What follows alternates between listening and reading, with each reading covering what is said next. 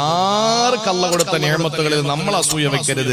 നമുക്ക് അല്ലാഹു തന്ന നിഅമത്തുകളിൽ അസൂയ വെക്കാതിരിക്കാൻ സൂറത്തുൽ ഫലക് നമ്മൾ പതിവാക്കി. അല്ലാഹു തൗഫീഖ് തരട്ടെ. അതുകൊണ്ട് നമ്മുടെ ശത്രുക്കൾ ഇന്ന് കാണുന്ന ശത്രുക്കൾ മാത്രമല്ല, അൻഷണത്തിന്റെ ശത്രുതയുടെ ഇടയിലാണ് വിശ്വാസിയുടെ മുന്നോട്ടുള്ള ഗമനം. അതിൽ ഒന്ന് അസൂയ വെക്കുന്ന തന്റെ മുഅ്മിനായ സഹോദരനാണെന്ന് നബി മുഹമ്മദ് മുസ്തഫ.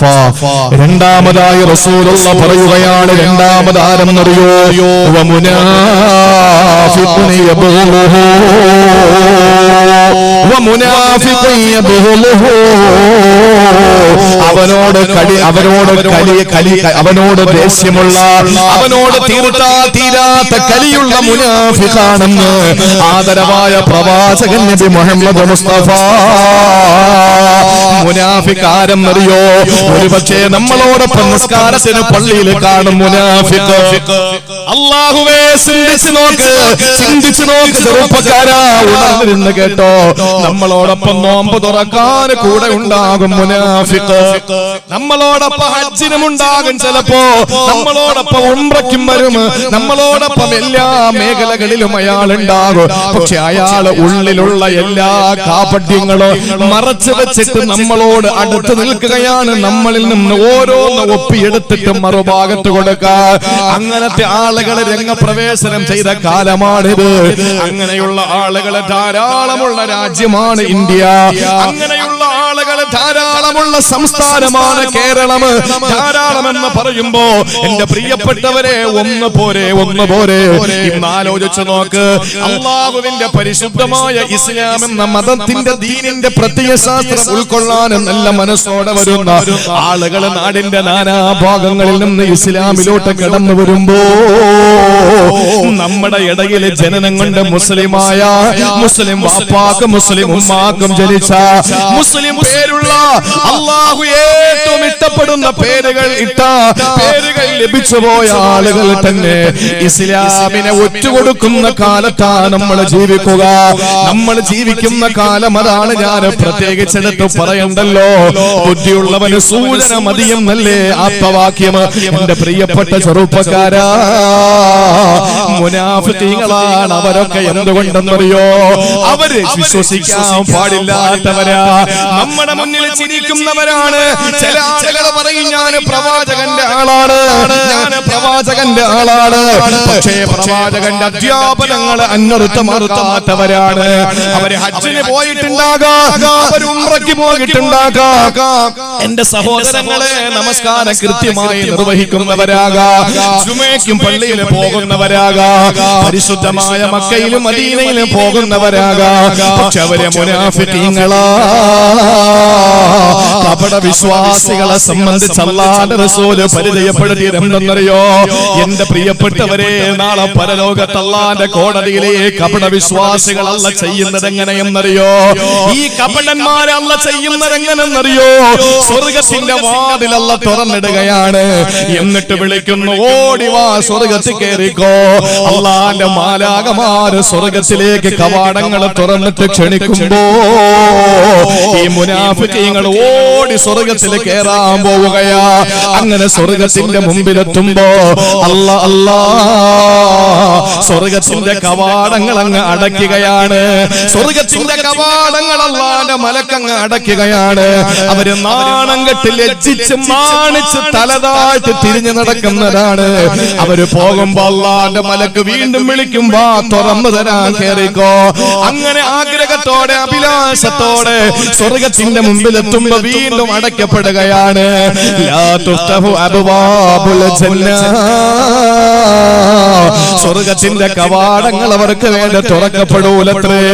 എന്റെ പ്രിയപ്പെട്ടവരെ, എന്തിനു വേണ്ടിയാണ് ഇങ്ങനെ നിഫാഖ് കാണിക്കുന്നതെന്നറിയോ? എന്തിനാണ് കാപട്യം കാണിക്കുന്നതെന്നറിയോ? അത് നിലനിൽപ്പിന് വേണ്ടിയിട്ടാണ്, നിലനിൽപ്പിന് വേണ്ടിയാണ്. നമ്മുടെ കേരളത്തിൽ തന്നെ ചില ആളുകളുണ്ടല്ലോ, ചില ആളുകളോടൊപ്പം ചേർന്ന് നിന്നാൽ എല്ലാവരെയും ഇവിടെ നിന്ന് ഓടിക്കും ഓടിക്കുമ്പോ ഞങ്ങൾക്ക് ഇവിടെ നിൽക്കാമെന്ന് ചിന്തിച്ചു പോയ ചില പൊട്ടന്മാര്, ആ പൊട്ടന്മാര് ചുമരിച്ചു പോകുന്ന പൊട്ടന്മാരാ. എന്നിട്ട് പറയുന്നത് എന്താണ്? പള്ളിയിലെ പ്രസംഗം ഞാൻ ഉദ്ദേശിച്ചത് പോലെയല്ലത്രേ. എന്തുകൊണ്ടാണ് അങ്ങനെ പറഞ്ഞതെന്നറിയോ? ഇയാളെ കരുതിയത് പാർട്ടി ഓഫീസിൽ കയറിയതെന്നാണ്. അള്ളാന്റെ പള്ളിക്കകത്താണ് ഇരിക്കുന്നതെന്ന ബോധമില്ല. ഖുർആൻ കേട്ടപ്പോ ഹാലിളകിയതാണ്. പ്രിയപ്പെട്ട സഹോദരങ്ങളെ, അങ്ങനത്തെ ആളുകളുടെ ചിന്ത എന്താണ്? എല്ലാവരെയും മാറ്റി ഓടിക്കുമ്പോ തങ്ങൾക്ക് ഇവിടെ നിൽക്കാമെന്നാണ്. നിങ്ങൾക്കറിയോ, ഒരു ദിവസം മഹാനായ സയ്യിദുനാ അലി റളിയല്ലാഹു അൻഹുവിനെയും മിഖ്ദാദ് തങ്ങളെയും സുബൈർ തങ്ങളെയും റസൂൽ വിളിക്കുകയാ. എന്നിട്ട് പറഞ്ഞു, സുബൈറേ, അലിയേ, മിഖ്ദാദേ, നിങ്ങൾ പെട്ടെന്ന് കൊട്ടകമെടുത്ത് കുതിരയെടുത്തിട്ട് നിങ്ങൾ റൗളത്തുൽ ഖാഖ് എന്ന സ്ഥലത്ത് പോകണം.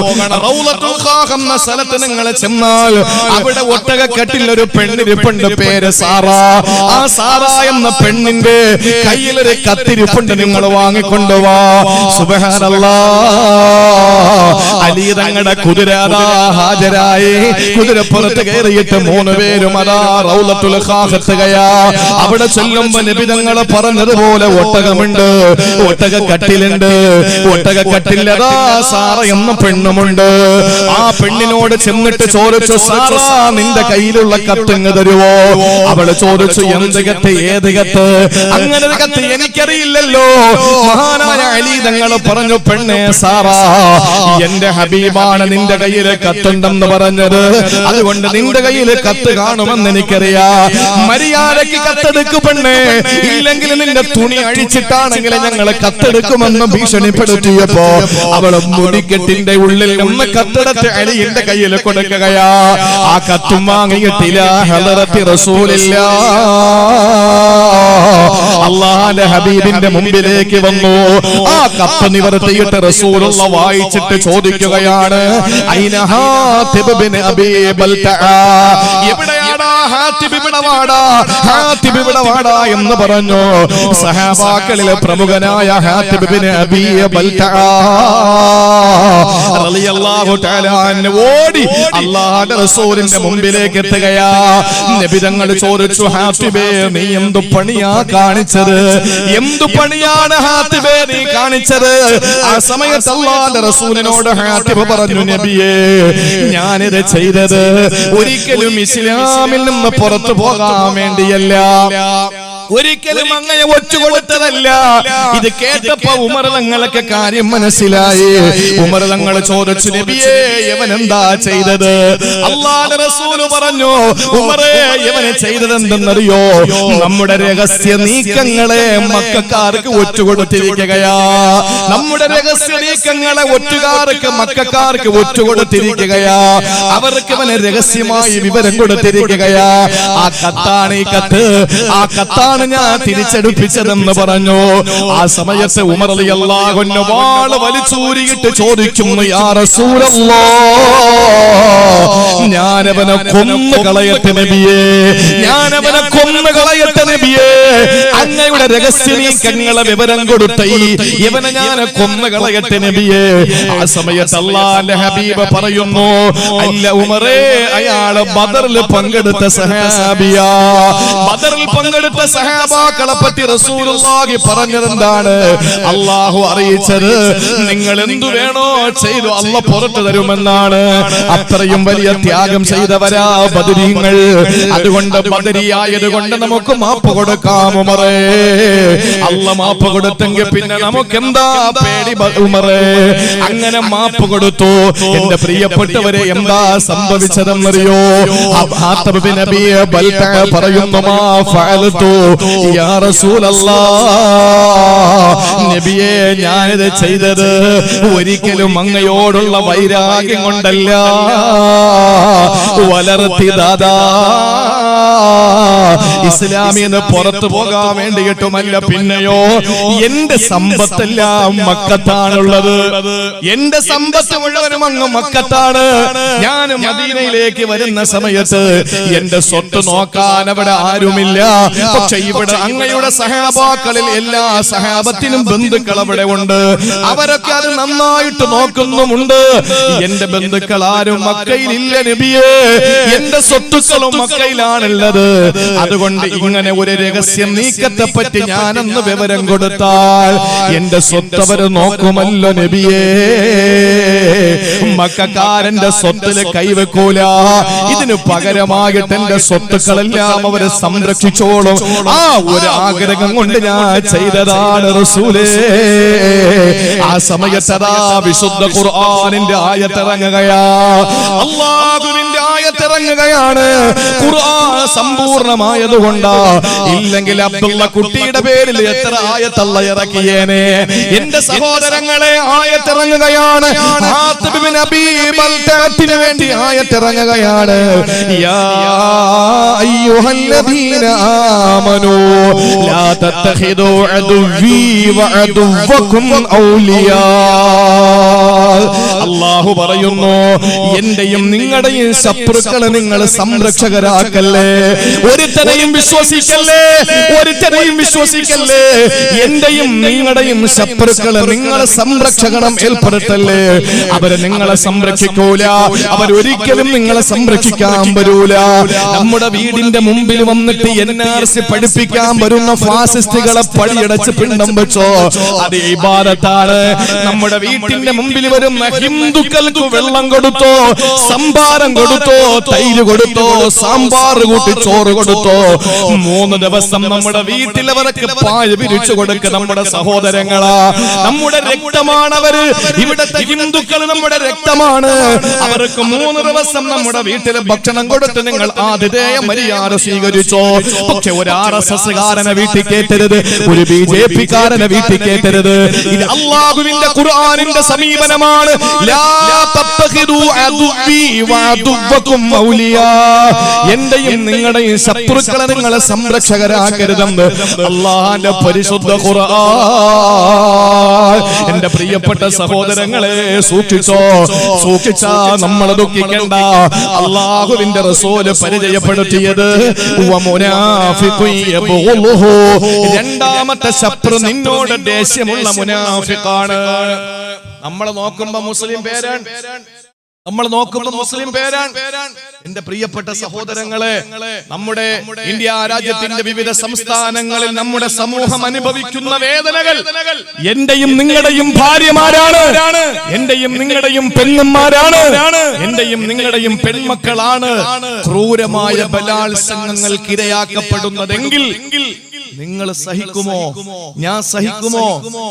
ഇതങ്ങ് ആസാമിലായതുകൊണ്ട്, കാശ്മീരിലായതുകൊണ്ട്, UP-യിലായതുകൊണ്ട് അവര് നമ്മുടെ സഹോദരങ്ങളല്ലാതാകുമോ?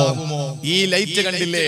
ഈ ലൈറ്റിൽ നിന്ന് അടുത്ത ലൈറ്റിലേക്ക്, അവിടെ നിന്ന് അടുത്ത ലൈറ്റിലേക്ക്, ഇവിടെ ഈ വയറിന്റെ ഏതെങ്കിലും ഒരു ഭാഗം ഒന്ന് കട്ട് ചെയ്താൽ ഇവിടത്തെ ഒരു ലൈറ്റും പിന്നെ കത്തൂല. എന്തുകൊണ്ടാണ്?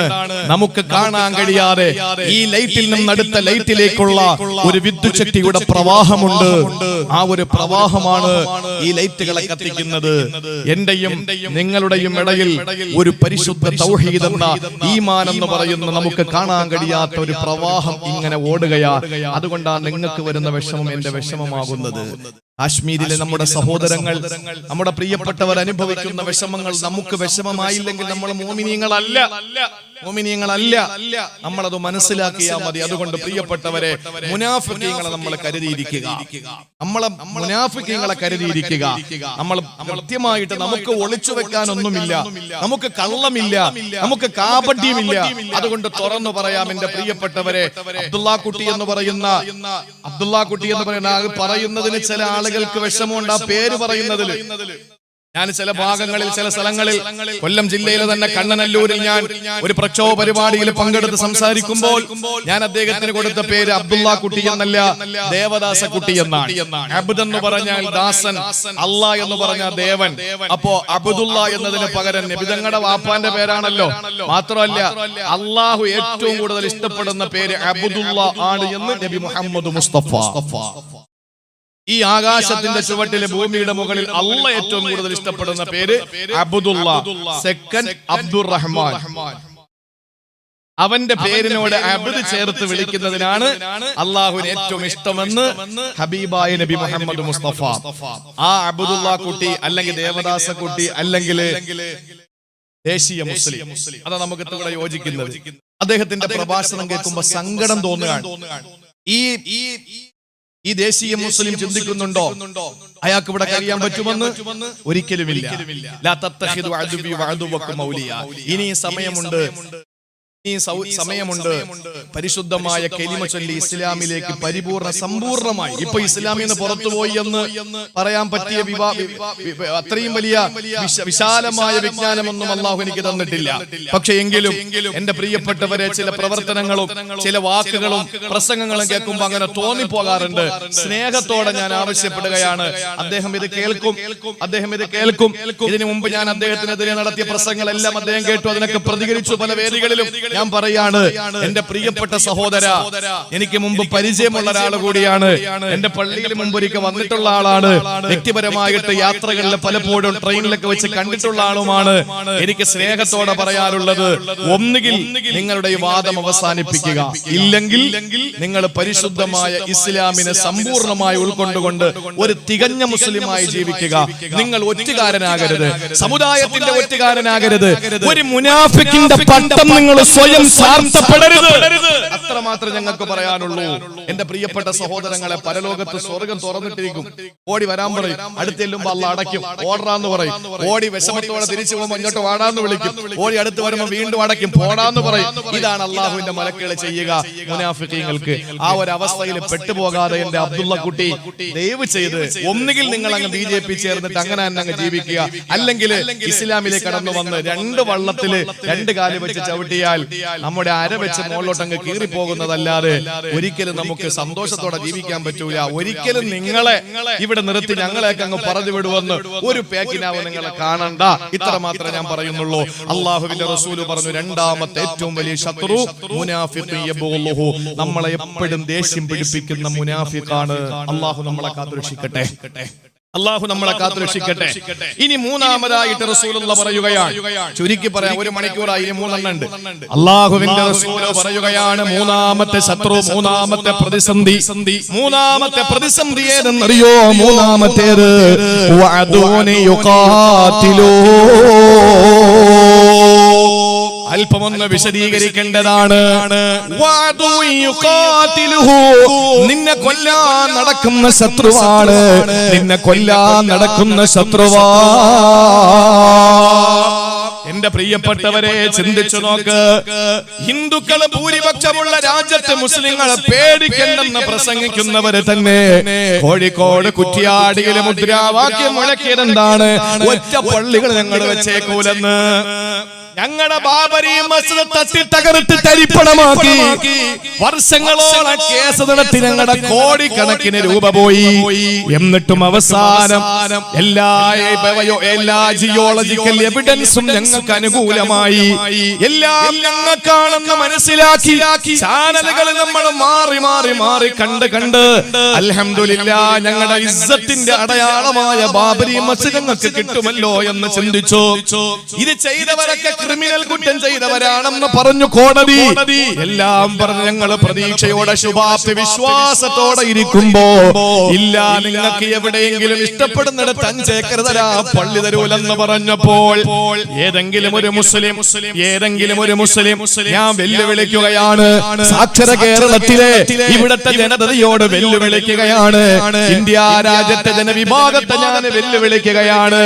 ഏതെങ്കിലും ഒരു കോണിലെ ഏതെങ്കിലും ഒരു മുസ്ലിം ക്ഷേത്രത്തിനെതിരെ മുദ്രാവാക്യം മുഴക്കിയിട്ടുണ്ടോ? ഇല്ല. അങ്ങനെ മുഴക്കുന്നവനെ മുസ്ലിം സമുദായം തന്നെ കൈകാര്യം ചെയ്യും. കാരണം എന്താണ്? അതെന്തുകൊണ്ടാണ്? ഞങ്ങളുടെ പള്ളി പോയതിന്റെ വേദന, ഞങ്ങളുടെ രാജ്യത്തിന് ഏറ്റവും ഒരു ക്ഷതം ഇന്ന് ഞങ്ങൾ അനുഭവിക്കുകയാണ്. ഇനി ഒരു ക്ഷേത്രം കൂടെ തകർത്തിട്ട് മറ്റൊരു സമുദായത്തിനെ കണ്ണീര് കുടിപ്പിക്കാൻ ഞങ്ങൾക്ക് കഴിയൂല. ഇന്ത്യ രാജ്യത്തിന് മറ്റൊരു ദുരന്തം കൂടി വരുത്താൻ ഞങ്ങൾ ആഗ്രഹിക്കുന്നില്ല. പക്ഷെ ഞങ്ങളുടെ പള്ളി പൊളിച്ചവർക്കെതിരെ ഒരു ക്ഷേത്രത്തിൽ നിന്നെങ്കിലും ഞങ്ങൾ അതിനോട് ഏതെങ്കിലും രീതിയിൽ പ്രതിഷേധിച്ചിട്ടുണ്ടോ? ഇല്ല. ഇന്ത്യ രാജ്യത്തിന്റെ എന്തിന് കേരളത്തിന്റെ എത്ര സ്ഥലത്ത് നിന്ന് ഈ ശിലാപൂജ നടത്തിയിട്ട്, ക്ഷേത്രങ്ങളിൽ നിന്ന് പൂജ നടത്തിയിട്ടാണ് അയോധ്യയിലെ രാമക്ഷേത്രം നിർമ്മിക്കാൻ കല്ല് കൊണ്ടുപോകുന്നത്. എവിടെയെങ്കിലും ഏതെങ്കിലും ഒരു അമ്പലത്തിനെതിരെ ഞങ്ങൾ മുദ്രാവാക്യം മുഴക്കിയോ? ഞങ്ങളുടെ പ്രിയപ്പെട്ടവരെ നാട്ടിലും നാട്ടി ഓടിക്കണമെന്ന് നാടിന്റെ നാനാഭാഗങ്ങളിൽ പ്രസംഗിക്കുന്ന എംബോക്കികൾക്കെതിരെ ഞങ്ങൾ സമരം ചെയ്തതല്ലാതെ ഏതെങ്കിലും ഒരാളെ ഞങ്ങൾ മോശമായ ഏതെങ്കിലും സഭ്യതയില്ലാത്ത വാക്കുകൊണ്ട് അഭിസംബോധന ചെയ്തിട്ടുണ്ടോ? ഇല്ല. പക്ഷെ എന്താ പറയുന്നത്? ഇനി ഒരു പള്ളിയും കേരളത്തിൽ ഉണ്ടാവൂല. അങ്ങനെ പറയുന്നവന്റെ നാവുണ്ടാവൂലെന്നാ നമുക്ക് തിരിച്ചു പറയാനുള്ളത്. എന്റെ പ്രിയപ്പെട്ട സഹോദരങ്ങളെ, കാരണം ഞങ്ങളുടെ ഹബീബ് പറഞ്ഞിട്ടുണ്ട്, നിന്നോട് യുദ്ധത്തിന് വരുന്ന ശത്രുവാണ് നീ മൂന്നാമതായി സൂക്ഷിക്കേണ്ടത്. നിങ്ങൾക്കറിയോ എന്റെ ഹബീബ് സല്ലല്ലാഹു അലൈഹി വസല്ലമ തങ്ങൾ പറഞ്ഞത്?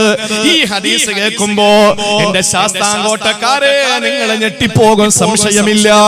അല്ലാഹുവിന്റെ റസൂൽ 14 മുമ്പ് പറയുകയാണ്, എനിക്ക് ശേഷം നിങ്ങൾക്ക് വരും ഒരു ദുരന്തം. അത് ഏതെന്നറിയോ? എനിക്ക് ശേഷം നിങ്ങൾക്ക് 4 ദുരന്തങ്ങൾ വരും, 4 കലാപങ്ങൾ വരും, 4 യുദ്ധങ്ങൾ വരും, 4 പ്രതിസന്ധികൾ നിങ്ങൾക്ക് വരും. അതിൽ ഒന്നാമത്തേത് യുസ്തഹല്ലു ഫീഹ ദിമാ, ഒന്നാമത്തേത് നിങ്ങളുടെ രക്തം ചിന്തപ്പെടുമെന്ന് മുഖബിറെ സാദിഖ് നബി മുഹമ്മദ് മുസ്തഫ. നിങ്ങൾ കൂട്ടക്കശാപ്പ് ചെയ്യപ്പെടും, നിങ്ങളുടെ ശരീരം പീസ് പീസാക്കപ്പെടും. രണ്ടാമത്തേതോ അല്ലാഹുവിന്റെ റസൂൽ പറയുന്നു, യുസ്തഹല്ലു ഫീഹ ദിമാഉ വൽ അംവാലു, നിങ്ങളുടെ ശരീരം പീസ് പീസാക്കപ്പെടുമെന്ന് മാത്രമല്ല നിങ്ങളുടെ സമ്പത്ത് കൂടി കൊള്ളയടിക്കപ്പെടും. രണ്ടാമത്തെ പ്രതിസന്ധി നിങ്ങൾക്ക് വന്നില്ലേ സഹോദരങ്ങളെ? എത്ര കലാപങ്ങൾ വന്നപ്പോ കേരളത്തിന്റെ നാദാപുരപ്രിയ കോടികളുടെ സമ്പത്തിന്റെ നട്ടമാവുന്നത്, മാറാടപ്ര നട്ടമാവുന്നത്. ആലോചിച്ചു നോക്ക്. മൂന്നാമത്തത് നബി തങ്ങൾ പറഞ്ഞു, യുസ്തഹല്ലു ഫീഹ ദിമാഉ വൽ അംവാലു വൽ ഫുറൂജ്, നിങ്ങളുടെ രക്തം ചിന്തപ്പെടുമെന്ന് മാത്രമല്ല നിങ്ങളുടെ സമ്പത്ത് കൊള്ളയടിക്കപ്പെടുമെന്ന് മാത്രമല്ല നിങ്ങളുടെ ഭാര്യമാരും സഹോദരിമാരും പെൺമക്കളും നിങ്ങളുടെ ഉമ്മമാരും ക്രൂരമായ ബലാത്സംഗത്തിനിരയാക്കപ്പെടുമെന്ന് മുഹമ്മദ് മുസ്തഫ. അല്ലാഹുവിന്റെ റസൂൽ പറഞ്ഞു, നിങ്ങളുടെ പെങ്ങന്മാർ, നിങ്ങളുടെ ഭാര്യമാർ, നിങ്ങളുടെ സഹോദരിമാർ, നിങ്ങളുടെ ഉമ്മമാർ ക്രൂരമായ ബലാത്സംഗങ്ങൾക്ക് ഇരയാക്കപ്പെടുമെന്ന് മുഹമ്മദ് മുസ്തഫ. ഇത് മൂന്നും വന്നില്ലേ? ഗുജറാത്ത് കലാപം നടക്കുമ്പോൾ അഹമ്മദാബാദ് പള്ളിയുടെ തൊട്ട് മുമ്പിലെ ഓടയിൽ പാവപ്പെട്ട ഒരു സഹോദരി പകുതി പ്രസവിക്കപ്പെട്ട നിലയിൽ കിടന്നു. രാത്രി വന്നിട്ട് കതകിന് മുട്ടി. ആ സമയത്ത് ആ സഹോദരി പ്രസവിക്കാൻ മണിക്കൂറുകൾ ബാക്കിയാണ്. ആ സമയത്ത് കതകിന് മുട്ടിയപ്പോൾ പേടിച്ചു വിറച്ച് ഒരു റൂമിന്റെ ഉള്ളിലേക്ക് ഒളിച്ച് ആ പട്ടാളക്കാരും കാവിക്കാരും അതുപോലെ തന്നെ അവിടത്തെ ഭീകരവാദികളും ചവിട്ടി തുറന്നകത്ത് കയറിയിട്ട് ഇറങ്ങി ഓടിയ പാവപ്പെട്ട സഹോദരിയുടെ പിന്നാലെ പോയി അവര് മാറി ബലാത്സംഗം ചെയ്ത് മണിക്കൂറുകൾ മാത്രം പ്രസവത്തിന് ബാക്കിയുള്ള ഒരു പെണ്ണിന്റെ ദുരവസ്ഥ ആലോചിച്ചു നോക്ക്. ആ പ്രിയപ്പെട്ട സഹോദരിയെ ക്രൂരമായിട്ട് ബലാത്സംഗം ചെയ്ത് നടു റോഡിലൂടെ വലിച്ചിഴച്ച് പിറ്റേന്ന് ജുമാ ദിവസത്തിന് പള്ളിയിലേക്ക് ആളുകൾ വരുമ്പോൾ അഹമ്മദാബാദ് പള്ളിയുടെ ഓടയിൽ പാതി പ്രസവിക്കപ്പെട്ട നിലയിൽ ആ പെങ്ങളുടെ ജനാസ കിടന്നു. എത്ര വർഷങ്ങൾക്ക് മുമ്പാ? ഇപ്പോഴും നടക്കുന്നില്ലേ? ഇപ്പൊ പെണ്ണുങ്ങൾ ബലാത്സംഗം ചെയ്തിട്ട് അവരുടെ കാമ വെറി തീരാതെ വന്നപ്പോൾ ഉത്തർപ്രദേശിലെ യതീംഖാനകളിലെ കയറിയിട്ട് 13 വയസ്സിന് താഴെയുള്ള 5 വയസ്സിന് മുകളിലുള്ള പാവപ്പെട്ട ആൺകുട്ടികളെ പിടിച്ചു കൊണ്ടുപോയി പ്രകൃതി വിരുദ്ധ പീഡനങ്ങൾക്കിരയാക്കിയിട്ട് അവരുടെ രഹസ്യ അവയവങ്ങളിൽ നിന്ന് ബ്ലഡ് ഒലിച്ചുകൊണ്ടിരിക്കുകയാണ്. ഇതിന്റെ ഹബീബും നിങ്ങളുടെ ഹബീബും പറഞ്ഞതല്ലേ, യുസ്തഹല്ലു ഫീഹ ദിമാഉ വൽ അംവാലു വൽ ഫുറൂജു. ഇത് മൂന്നും നമ്മുടെ മുന്നിൽ പ്രത്യക്ഷപ്പെട്ട് കഴിഞ്ഞു. ഇനി 4ാമതൊരു ദുരന്തം വരാനുണ്ട്. അല്ലാഹുവിന്റെ റസൂൽ പറഞ്ഞു, സമ്മാഉ വ അംയാഉ, എന്റെ പൊന്നുമക്കളെ, അത് കണ്ണും കാതുമില്ലാത്തതാ. നബി തങ്ങളുടെ വാക്ക് ചിന്തിക്കണം. സമ്മാഉ വ അംയാഉ, അത് കണ്ണും കാതുമില്ലാത്തതാ എന്ന് പറഞ്ഞാൽ വിവരണാതീതമാണ്, അചിന്തനീയമാണ്, അവാച്യമാണ്, അനിർവചനീയമാണ്. അതാർക്കും പറയാൻ കഴിയില്ല. അങ്ങനത്തെ ഭീകരമായ കലാപം ഇനി വരാൻ സാധ്യതയുണ്ട്. അല്ല, വരും വരും. എന്റെ ഹബീബും നിങ്ങളുടെ ഹബീബ് അള്ളാഹുവിന്റെ റസൂല് പഠിപ്പിച്ച കാര്യമാണ്.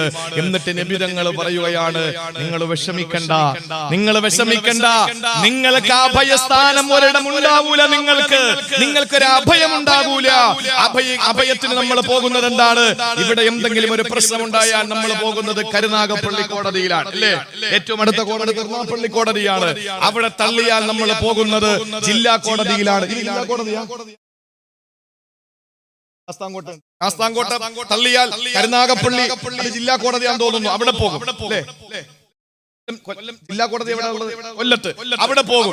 അവിടെയും തള്ളിയാൽ നേരെ പോകും ഹൈക്കോടതിയിൽ. എറണാകുളത്ത് അവിടെയും തള്ളിയാൽ പിന്നെ നമ്മൾ പോകുന്നത് അങ്ങ് സുപ്രീം കോടതിയിലാ.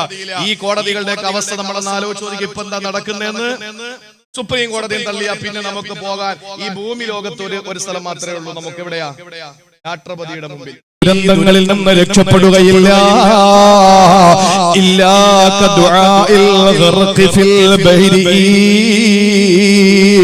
നടുകടലിൽ പെട്ടവന്റെ പ്രാർത്ഥന പോലെ ദുആ ചെയ്യാൽ നിങ്ങൾ ചെയ്യണം. എങ്ങനെ ദുആ ചെയ്യണം?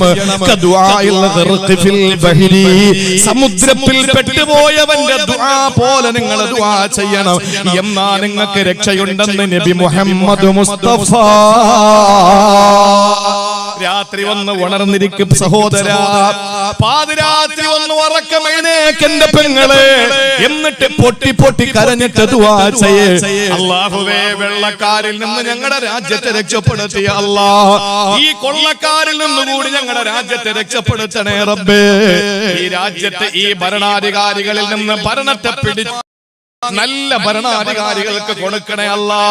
ഇവിടത്തെ മുസ്ലിമിന്, ഹിന്ദുവിന്, ക്രിസ്ത്യാനിക്ക് സമാധാനത്തോടെ ജീവിക്കാൻ ഈ ഹിന്ദുത്വ സവർണ മാടമ്പി ഭീകരവാദികളെ ഈ രാജ്യത്ത് നിന്ന് തുരത്തി ഓടിക്കണേ അല്ലാ എന്ന് ദ്വാരക്ക്. അങ്ങനെ കൊണ്ട് ദ്വാരക്ക് കഴിഞ്ഞ ജുമാ ദിവസം മുതൽ എന്റെ പള്ളിയിൽ സെൻട്രൽ ജുമാ മസ്ജിദിലെ നാസിലത്തിന്റെ കുനൂത്ത് ആരംഭിച്ചു. കഴിഞ്ഞ ജുമാക്ക് ജുമാ നമസ്കാരം മുതൽ ഇന്ന് ഇശാ നമസ്കാരം വരെയും അവിടെ മുടങ്ങിയിട്ടില്ല. ഇൻഷാ അല്ലാഹ് എന്റെ പ്രിയപ്പെട്ട സഹോദരങ്ങളെ, നമ്മുടെ ദുആകൾ നമസ്കാരത്തിൽ എങ്ങനെ ദ്വാരക്കണം? നമസ്കാരം കഴിഞ്ഞ ദ്വാരക്കായിരിക്കുന്നത് പോലെ ഇരുന്നാ പോരാ. കൈ ഇങ്ങനെ മടിയിലിട്ട് ബൈനഹുമാ ബർസഖുല്ലാ അങ്ങനെ ഇരുന്നിട്ട് ദ്വാരത്തിട്ട് കാര്യമില്ല. നമ്മൾ ദുആ ചെയ്യേണ്ടത് എങ്ങനെയാണ്? പ്രിയപ്പെട്ട ഭാര്യ ലേബർ റൂമിൽ കിടക്കുമ്പോ പുറത്ത് നിൽക്കുന്ന ഭർത്താവിന്റെ മനസ്ഥിതി പോരാ. ഭാര്യ മരിച്ച വേറെ പെണ്ണ്, അതാണ് അല്ലേ? ഇരിക്കണ്ടാണ് നിങ്ങൾക്ക്. എന്റെ പ്രിയപ്പെട്ടവരെ, എന്റെ പ്രിയപ്പെട്ട മക്കൾക്ക് ഒരു രോഗം വരുമ്പോ ദുആ ചെയ്യുന്നത് പോലെയോ? ഇല്ല. എന്റെ മക്കൾക്ക് രോഗം അല്ലാഹു മാറ്റാൻ തീരുമാനമല്ലെങ്കിൽ അവര് സങ്കടപ്പെടാതെ വിഷമിക്കാതെ റബ്ബനെ തിരിച്ചെടുക്ക് എന്ന് പറയുന്ന വാപ്പ, അതും പറ്റൂല. പിന്നുള്ള ദുആ എങ്ങനെയാണ്? കടലിൽ അകപ്പെട്ടു പോയവൻ ദുനിയാവുമായിട്ട് വേറെ ഒന്നും ചിന്തിക്കൂല. അവന്റെ ദുആ, പടച്ചവനെ അടുത്ത തിരമാലയിലെങ്കിലും എന്നെ അടുത്ത് കരയിൽ കൊണ്ടുപോകണം എന്നുള്ള പ്രാണവേദനയിലുള്ള പ്രാർത്ഥന. അത് ദുആ ചെയ്താൽ നിങ്ങൾക്ക് രക്ഷപ്പെടാൻ കഴിയുമെന്ന് ഒരു അധികാരിയുടെയും അധികാര കസേര കുലുങ്ങാതിരിക്കൂല, ഒരു സ്വേച്ഛാധിപതിയുടെയും കസേര കുലുങ്ങാതിരിക്കൂല. അതുകൊണ്ട് ശക്തമായ ഭാഷയിൽ ദുആ ചെയ്യണമെന്ന് ആദരവായ പ്രവാചകൻ നബി മുഹമ്മദ് മുസ്തഫ. എന്റെ പ്രിയപ്പെട്ടവരെ, മൂന്നാമത്തെ ശത്രുവാണ് അദുവ്യുഖാതിലുഹു. നിങ്ങളെ കൊല്ലാൻ നടക്കുന്ന ശത്രുവാ നിങ്ങൾ അഭിമുഖീകരിക്കേണ്ടത്. റിയോ ബദ്റു സുഗ്റ എന്ന് പറയുന്ന ഇന്ന് ബഹുമാനപ്പെട്ട ശൈഖുൽ ജാമിഅ മന്നാനിയുടെ മുഹത്തമായ ആദരണീയനായ ഇന്ന് ജീവിച്ചിരിക്കുന്ന ഏറ്റവും വലിയ തസവ്വുഫിന്റെ ഉന്നതമായ മേഖലകളിലേക്ക് കടന്നുപോയി ഇന്നും ഒരു ഫോട്ടോ ഒരു മനുഷ്യന്റെ കയ്യിലില്ലാത്ത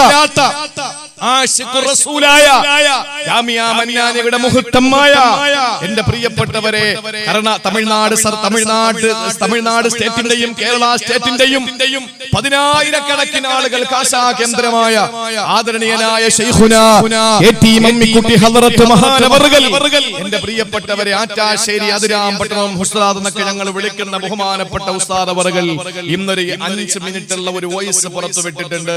നിങ്ങളത് കേൾക്കണം. കേൾക്കാൻ നിങ്ങൾക്ക് വാട്സപ്പ് ഒന്നും കിട്ടിയിട്ടില്ല, നിങ്ങളുടെ മെസ്സേജുകളിൽ നിങ്ങളുടെ ഗ്രൂപ്പുകളിൽ വന്നില്ലെങ്കിൽ അത് ഞാൻ ഇവിടെ പറയാണ്.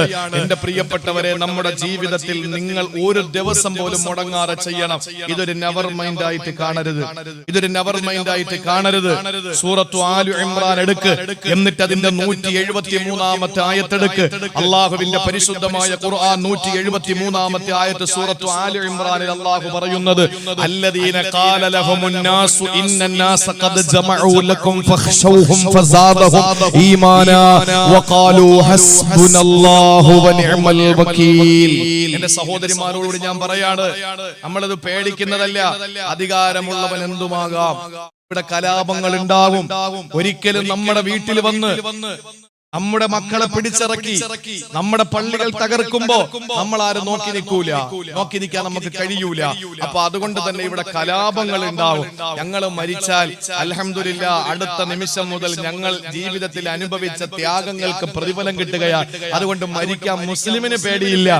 അപ്പൊ അതുകൊണ്ട് തന്നെ പ്രതികരിക്കാൻ നമുക്ക് ഒരിക്കലും രണ്ടാമതൊന്ന് ചിന്തിക്കേണ്ടി വരൂല. അങ്ങനെ വരുമ്പോ നമ്മുടെ രാജ്യത്തിന്റെ പ്രൗഢി നഷ്ടപ്പെടും. അതുകൊണ്ട് അതൊന്നും ഇല്ലാതെ ഈ ഹയവാന്മാരുടെ എല്ലാ തീരുമാനങ്ങളും പിൻവലിക്കാൻ വേണ്ടിയിട്ട് നിങ്ങൾ ദുആ ചെയ്യാനാണ് ഈ കാര്യം നിങ്ങൾ ശ്രദ്ധയിൽപ്പെടുത്താൻ ഞാൻ ഉദ്ദേശിക്കുന്നത്. മഹാനായ റസൂലുള്ളാഹി സ്വല്ലല്ലാഹി അലൈഹി വസല്ലമ തങ്ങൾ പ്രിയപ്പെട്ട സഹാബത്തുമൊത്ത് ഹിജ്റ 2 ബദർ കഴിഞ്ഞു, ഹിജ്റ 3 ഉഹദ് കഴിഞ്ഞു. ഉഹദ് കഴിഞ്ഞ് പോകുമ്പോൾ അബൂ സുഫിയാനും കൂട്ടരും പറഞ്ഞു, മുഹമ്മദേ അടുത്ത കൊല്ലം ബദറിൽ കാണാടാ, നിന്നെ നോക്കിക്കോ ഞങ്ങള് എന്ന് പറഞ്ഞു. അള്ളാഹുവിന്റെ റസൂല് പറഞ്ഞു പൊക്കോ എന്ന് പറഞ്ഞു. വർഷം 1 കഴിയാറായി. ആ സമയത്ത് മക്കയിൽ കൊടിയ ദാരിദ്ര്യം പിടിപെട്ടു. ഇവര് വാക്ക് പറഞ്ഞാൽ അടുത്ത വർഷം ഞങ്ങൾ എടുത്തോളാന്ന്. പക്ഷേ അവിടത്തെ അങ്ങനെയാണ്, ഈ ദുരഭിമാനം ഭയങ്കരമാണ്. അപ്പൊ അതുകൊണ്ട് തന്നെ പിറ്റേ വർഷം വന്നില്ലെങ്കിൽ അവർക്ക് നാണക്കേടാണ്. അപ്പൊ അതുകൊണ്ട് ദാരിദ്ര്യവും കട്ടപ്പാടും കൊടിയ ക്ഷാമവും അനുഭവപ്പെട്ടു മക്കയിൽ. 3-ാം വർഷം, ഹിജ്റയുടെ 3-ാം വർഷം. അന്ന് നബി തങ്ങൾക്ക് വയസ്സ് 56. എന്റെ പ്രിയപ്പെട്ട സഹോദരങ്ങളെ, അതുകൊണ്ട് ഒരാളെ വിട്ടിട്ട് പറഞ്ഞു, നീ ചെന്നിട്ട് മുഹമ്മദിനെയും കൂട്ടരെയും ഒന്ന് പേടിപ്പിക്കും, ഞങ്ങൾ എല്ലാ സൗകര്യങ്ങളോടും വരാൻ വേണ്ടി നിൽക്കാണെന്ന് പറ. അവര് പേടിച്ചിട്ട് പിൻവാങ്ങും. അങ്ങനെ പിൻവാങ്ങിയാൽ നമുക്ക് പോണ്ടല്ലോ. നമ്മുടെ കയ്യിലാ കുറവുള്ളത്. ഇപ്പൊ പോയി അടിക്കാനുള്ള മാനസിക ശേഷിയും ശാരീരിക ശേഷിയും പണമോ ഒന്നും നമ്മളതിൽ ഇല്ല. അതുകൊണ്ട് നീ പോയിട്ടൊന്ന് വരട്ടവരെ, അപ്പോഴേക്കും അവര് പിന്മാറും, നമുക്ക് സ്വസ്ഥമായിട്ട് ഇവിടെ കഴിയാം, നാണക്കേടിന്ന് രക്ഷപ്പെടാന്ന് പറഞ്ഞു. അങ്ങനെ ഇയാള് വന്നിട്ട് ചന്തയിലും മാർക്കറ്റിലും ഒക്കെ നിന്ന് സഹാബാക്കളടുത്ത് പറഞ്ഞു, അബൂ സുഫിയാന്റെ നേതൃത്വത്തിൽ വരാൻ പോവാ, ഞാനിപ്പോ അവിടെ നിന്ന് വരികയാണ്, വല്ലാത്ത ഒരു ഭീകരമാണ് മക്കളെ, നടക്കാൻ പോകുന്ന പറയാൻ പറ്റൂല കേട്ടോ, നിങ്ങളെ മൂക്കി കയറ്റിക്കളയും എന്നൊക്കെ പറഞ്ഞ് ഇങ്ങനെ പേടിപ്പിച്ചപ്പോൾ സഹാബാക്കൾ പറഞ്ഞു, പോടാ. ഫഖാലു ഹസ്ബുനല്ലാഹു വനിഅമൽ വകീൽ ഫസാദഹും ഈമാനാ. ഇതങ്ങോട്ട് കേൾക്കുമ്പോൾ അങ്ങോട്ട് ഈമാൻ തിളച്ചങ്ങ് പൊങ്ങി സഹാബത്തിന്. അവര് പറഞ്ഞു, ഖാലു ഹസ്ബുനല്ലാഹു വനിഅമൽ വകീൽ, അല്ലാഹ് മക്കണ്ടാ, പോടാ നിന്റെ ജോലി വെക്കുന്നിട്ടെന്ന് പറഞ്ഞു. അങ്ങനെ നിവർത്തിയില്ലാതെ അവരവിടെ നിന്ന് തിരിച്ചു. നബിയും സഹാബാക്കളും യുദ്ധത്തിന് എല്ലാ സൗകര്യങ്ങളും ഒരുക്കിയിട്ട് ബദറിലെത്തി. ആ ബദറിൽ ഹിജ്റയുടെ 3-ാം വർഷമാണ്. ബദറിലെത്തി 4-ാം വർഷമാണ്. 3-ൽ ഉഹദ് കടന്നു. 4-ാം വർഷമാണ്. 57 വയസ്സ് നബിതങ്ങൾക്ക്. അങ്ങനെ ബദറിലേക്ക് എത്തുന്ന സമയത്തിന്റെ പ്രിയപ്പെട്ട സഹോദരങ്ങളെ, ആ ബദറിലേക്ക് എത്തി. ആ ബദറിന്റെ ഭാഗത്ത് വന്ന് തമ്പടിച്ചു. അവിടെ നിൽക്കുമ്പോ അവര് പാതി വഴിയിൽ വന്ന് പോയ രക്ഷയില്ലെന്നും പറഞ്ഞിട്ട് കുറച്ച് ദിവസം അവര് തിരിച്ചങ്ങ് മക്കയിലേക്ക് പോയി. നബിതങ്ങളും സഹാബാക്കളും 8 ദിവസത്തോളം അവിടെ കഴിഞ്ഞു എന്നാണ് പറയപ്പെടുന്നത്. അഭിപ്രായ വ്യത്യാസം എണ്ണങ്ങളിലുണ്ടെങ്കിൽ പോലും അവിടെ കഴിഞ്ഞ് കൊണ്ടുപോയ സാധനങ്ങളൊക്കെ അവിടെ കച്ചവടം ചെയ്ത് യാത്രക്കാർക്കും വഴിയെ പോകുന്ന കാഫിലകൾക്കൊക്കെ യാത്രക്കാർക്കൊക്കെ കച്ചവടം ചെയ്ത് നല്ല പണം ഉണ്ടാക്കിയിട്ട് തിരിച്ച് നബിതങ്ങൾ വന്നു. അതാണ് ഒരു വിപത്തും അവർക്ക് വന്നില്ല. അള്ളാഹുവിന്റെ ഹബീബ് നല്ല ലാഭം ഉണ്ടാക്കിക്കൊണ്ട് മടങ്ങി പോയി. ഇതാണ് ഈ സൂറയിൽ ഈ ആയത്തുകളിൽ പറയുന്നത്. ഇതിന് പറയുന്ന പേരാണ് ബദറു സുഗ്റ.